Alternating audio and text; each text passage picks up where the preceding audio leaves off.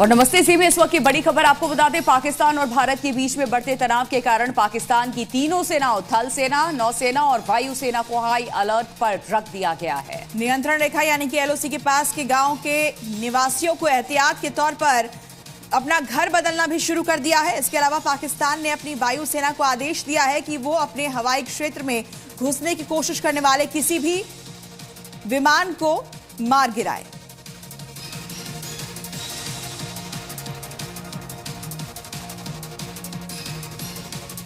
पहलगाम में हिंदुओं को टारगेट कर मारने वाले दहशतगर्दों का काउंटडाउन अब शुरू हो गया है।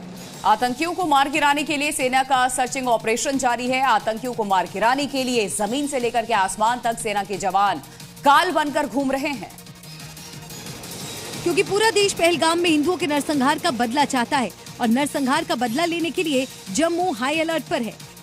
जंगलों में आतंकियों को ढूंढ कर जहन्नुम पहुंचाने के लिए जमीन से लेकर आसमान तक कड़ी निगरानी है, क्योंकि इस हमले के बाद आतंकवादी घने जंगलों की तरफ भाग गए थे। आतंकवादी घने जंगल का फायदा उठाकर यहां से भागने में कामयाब हो सकते हैं।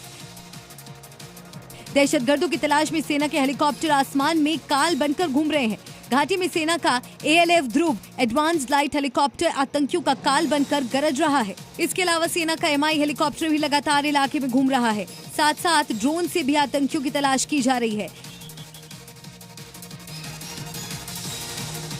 और बड़ी खबर पहलगाम से ही है, जहां इस अटैक पर यह बड़ी कार्रवाई हुई है। 1500 लोगों को हिरासत में लिया गया। आतंकी हमले को लेकर के पूछताछ जारी है इनसे।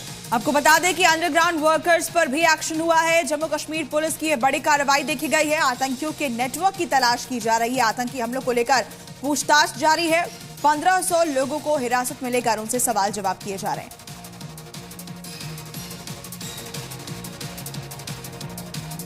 पहलगाम में जब आतंकी हमला हुआ उस वक्त वहां पर कई पर्यटक मौजूद थे, जिससे फायरिंग की आवाज सुन करके वहां भगदड़ मच गई और कुछ पर्यटकों ने किसी तरीके से भाग करके अपनी जान बचाई।